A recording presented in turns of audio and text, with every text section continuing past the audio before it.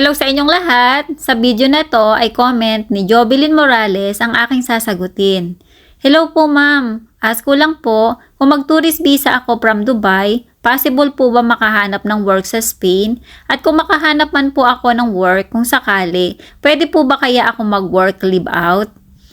Ang maipapayo ko sa inyo, kung carry nyo, maiprovide ang lahat ng documents sa pag-apply ng tourist visa, ay yan ang easy at best way para makarating kayo ng Europe. Dapat lahat ng documents nyo ay legit para mas mataas ang chance na ma-approve kayo sa visa. At may proof kayo na talagang babalik kayo kung saang bansa kayo galing. Kasi sa totoo lang, sobrang higpit na ngayon ng mga embassy bound to Europe. Talagang triple check sila sa mga documents na ipapasa nyo.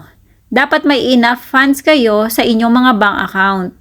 At kung carry nyo mag-apply ng DIY or do it yourself, mas maganda kasi less gastos yan. Hindi naman lingid sa inyong kaalaman na wala nang libre sa panahon ngayon. Kaya bawat services o gagawin sa inyo ng agency or agent ay may bayad. At minsan, kahit sa pambayad sa visa, ay may commission pa sila sa inyo. Ang kagandahan lang, may mag-a-assist sa inyo at tutulong sa inyong application. Pero hindi ito 100% na kapag nag-apply kayo sa agency or agent, ay sure na ang approval ng visa nyo. Ang worst scenario dyan, pag na-refuse kayo, magbabayad ulit kayo sa kanila. Swerte nyo kung hindi kayo singili ng malaki. Mag-apply kayo ng appeal o re-apply. Kaya sa mga mag-a-apply ng tourist visa, make sure na okay ang mga documents nyo kasi dyan nakasalalay ang approval ng visa nyo.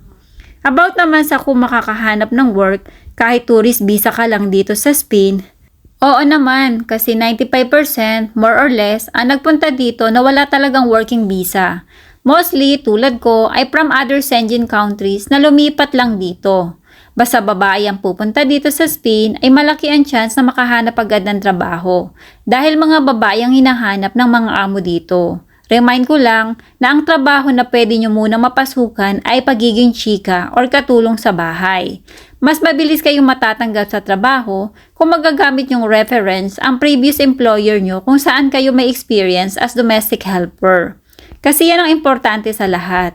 Nakabase kasi ang mga amo sa mga reference nyo bago tayo i-hire.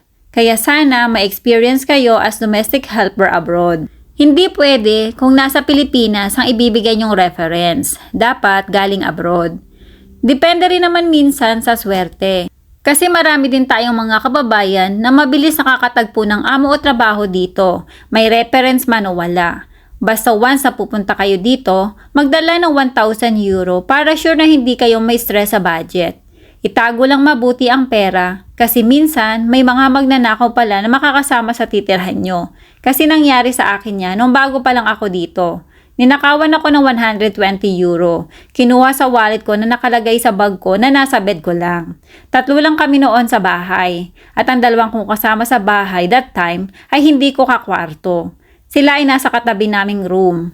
Nasalisehan nila ako. That time kasi, alam nila na may pera ako. Dahil kabibigay lang ng amo ko. Grabe malaki na rin yun, lalo sa baguhan pa lang dito sa Spain. Mahigit 1 month pa lang ako noon. Kaya wag agad magtitiwala sa mga kasama sa bahay. Baka isa pala sa kanila ay malikot ang kamay. Kung ang gusto nyo naman ay stay out or live out sa trabaho, meron din naman. Pero hindi ganoon kadali makahanap, lalo sa mga undocumented pa lang dito sa Spain. Mostly kasi ng job offer sa mga baguhan pa lang dito sa Spain ay stay in or live in. Pero depende pa rin naman yan kung na timing na may amo na naghahanap ng stay out once na naghahanap ka. Hindi kasi natin masasabi kung ano ang possible na mangyayari sa inyo once na dumating na kayo dito. Kung hindi naman kayo nagmamadali na mag-work agad, wait nyo na matagpuan nyo ang work na gusto nyo. Or mag-work muna kayo as stay-in kung yun muna ang makita nyo. Then saka kayo magpaalam sa present work nyo if sakali makahanap kayo ng stay out. Wala pa namang kontrata ang mga bago or undocumented dito sa Spain. Anytime naman pwede kayong magpaalam sa kanila at hindi naman kayo pipigilan. Pero syempre, wait nyo na lang din muna ang sahod nyo para sure na bayaran kayo. Kasi may ilang amo na hindi nagbabayad kung ilang araw lang kayo nag-work or hindi nagbabayad ng tama once na alisan na sila. Sana hindi kayo maka-encounter na ganitong mga amo.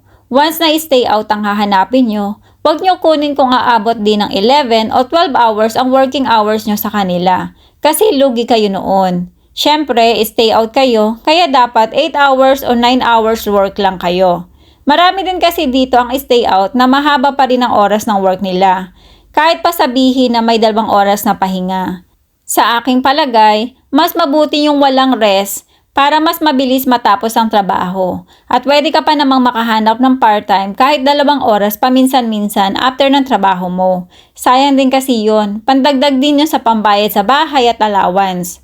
Dahil kapag stay out ang trabaho mo, mas mahal ang babayaran mo sa boarding house. Mas mahal din ang pamasahe kasi ang kukunin ay pang 1 buwan na unlimited. Pagkain pa ng 1 buwan kasi may mga amo na hindi sagot ang pagkain kapag stay out. Unlike kapag stay in.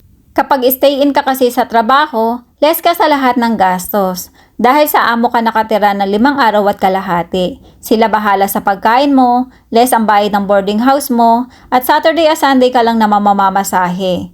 Kung gusto nyo makatipid at makaipon agad, sa totoo lang, mas okay ang stay in. Lalo kung marunong ka humawak ng pera. Hindi ka bili dito, bili dyan. Konti lang mabawas sa bawat sweldo mo. Nasa inyo naman yan kung saan kayo mas komportable at magiging masaya, doon kayo. Kasi mas importante ang peace of mind at happiness kesa sa pera na pwede mo namang kitain. Nawa meron kayong natutunan sa video kong ito at sana patuloy nyo akong suportahan at samahan sa mga susunod ko pang videos. Maraming salamat sa panonood.